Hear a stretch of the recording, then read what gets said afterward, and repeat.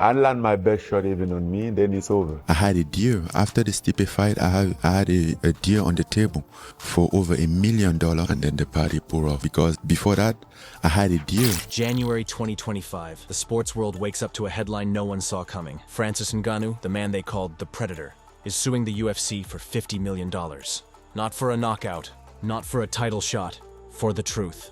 The filing hits like a bomb. Secret contracts, missing millions, leaked emails that exposed the machine behind the Octagon, and buried deep in the paperwork, a single clause, one line in his contract that proved everything he suspected. They had lied to him. The MMA world stops. Social media explodes. Fighters, fans, executives, everyone is watching. Because this isn't just a lawsuit. This is a declaration of war, and Francis Ngannou isn't backing down. To understand this fight, you have to go back to the sand mines of Cameroon, back to a boy who had nothing but a dream and fists made of iron. Francis Ngannou didn't just become the UFC heavyweight champion.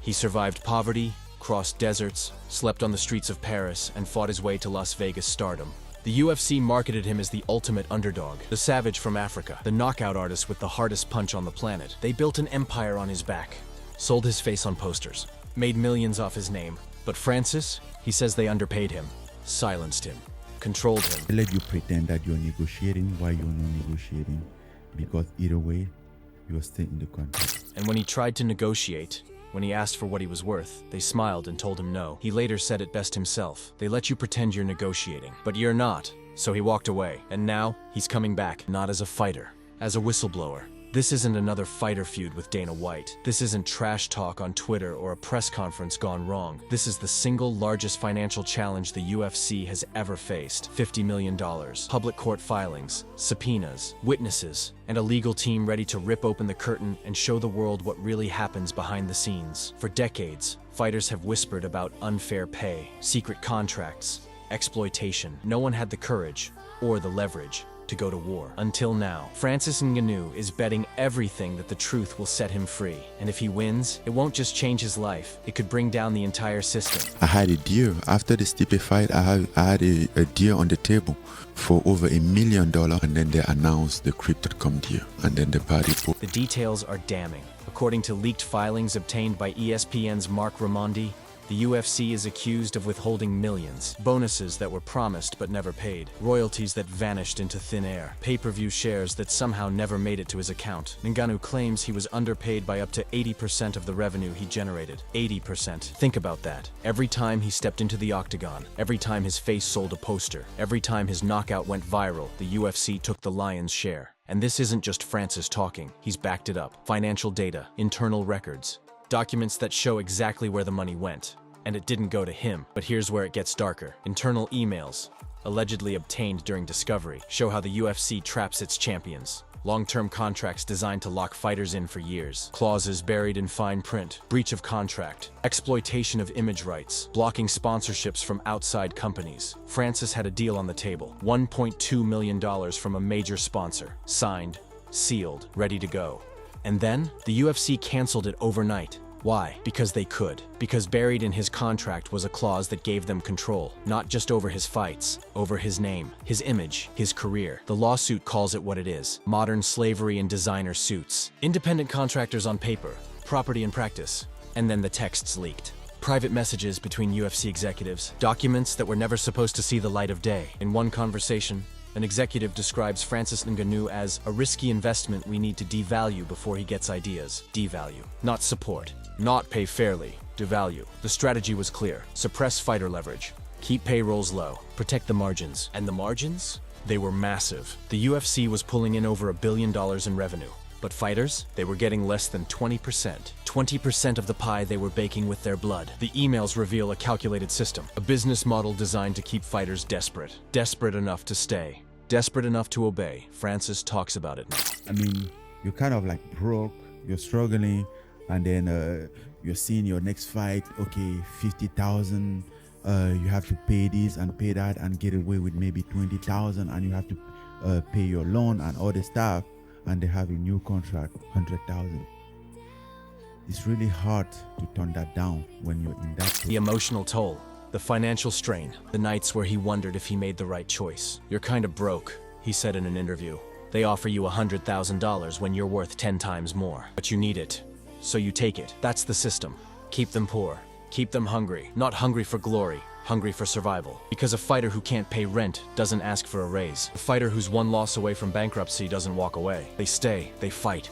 They break their bodies for a fraction of what they're worth. And the UFC, they call it business. Dana White didn't take the departure well.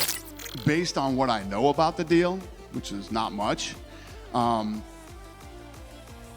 it makes no sense to me.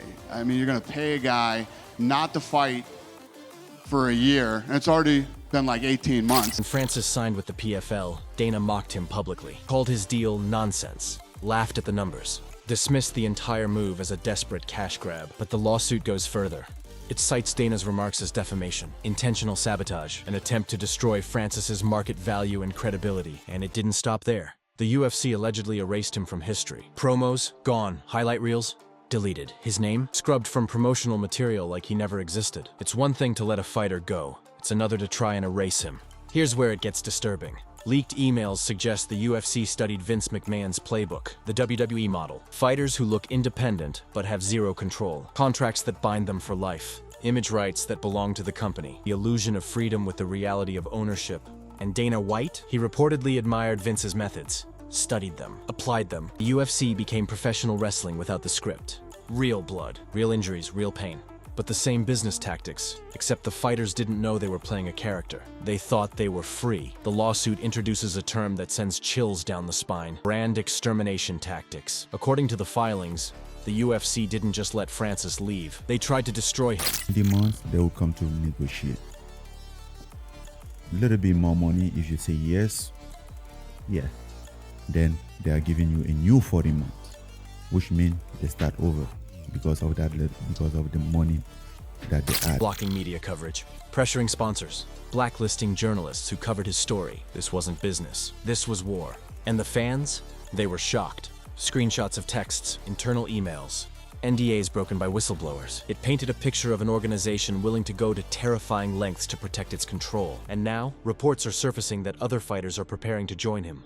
A class action lawsuit, hundreds of voices, all saying the same thing: enough. It makes no sense to me. I mean, you're gonna pay a guy not to fight for a year, and it's already been like 18 months. Exhibit 14, that's what they're calling it. The Contract Manipulation Playbook, a leaked internal document that reveals how the UFC keeps fighters trapped. Rolling renewal clauses, contracts that restart with every amendment, every change, every negotiation. Fighters think they're signing for 3 years. Buried in the fine print, clauses that extend indefinitely. They're bound without knowing it. Meanwhile, the UFC maintains 48% EBITDA margins. Nearly half of every dollar is pure profit. And the fighters? You get less than 18% of total revenue. 18%. For the people who risk their lives, Francis was supposed to be the face of UFC Africa. The expansion into the continent. The next frontier. His story, the sand mines, the journey, the triumph, was perfect. Investors were lined up. Plans were in motion. And then he left. The project collapsed. Investors pulled out. The UFC blamed him. But the lawsuit tells a different story. It alleges the UFC retaliated by erasing his likeness from African promotional material, freezing payments tied to international licensing, sabotaging the very project they had promised him he'd lead. They didn't just lose a champion. They lost a continent, and they blamed him for it. But Francis didn't disappear. He signed with the PFL, $8 million guaranteed for his debut, $12 million for his second fight, $2 million for his opponent. More than most UFC fighters make in a year. The numbers were massive, the buzz was real, but then, low pay-per-view buys were leaked to the media. Headlines questioned his draw, his relevance. The lawsuit alleges the UFC used its ESPN partnership to suppress PFL coverage. Internal sources claim staffers were told to avoid promoting Francis's fights. To downplay his success, the media war was on, and Francis was fighting on 2 fronts. Sponsors started getting phone calls, quiet conversations, warning them not to back Francis Ngannou. One company that signed him, they lost their UFC partnership within weeks. No explanation, no warning, just gone. The message was clear. Support Francis, lose access to the UFC, and the impact? $5 million in lost sponsorship deals within 3 months. Not because Francis wasn't marketable, not because brands didn't want him, because the UFC made sure they couldn't afford to. The legal team isn't playing around. Subpoenas have been issued to former UFC champions: Aljamain Sterling, Demetrius Johnson, Nate Diaz. They're being called to testify.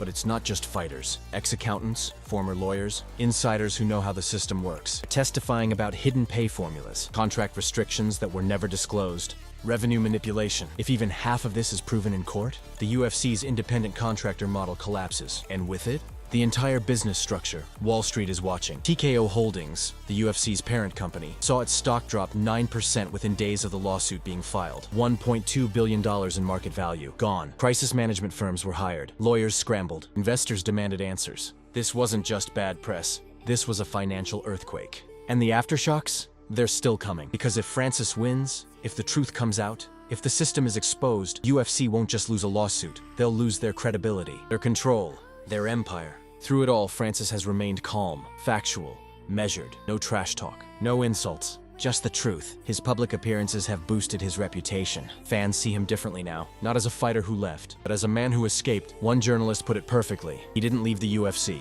he escaped it. And now, he's become a symbol of resistance. A symbol of what happens when you stand up to the machine and refuse to back down. Let's zoom out. Francis Ngannou fought Tyson Fury, lost. Fought Anthony Joshua, got knocked out. His PFL pay-per-view numbers were low. Critics called him washed up, irrelevant. But here's the truth. In 1 year outside the UFC, Francis Ngannou made over $40 million. In his last UFC fight, where he defended the heavyweight title, he made $600,000, $40 million versus $600,000. That's not a negotiation.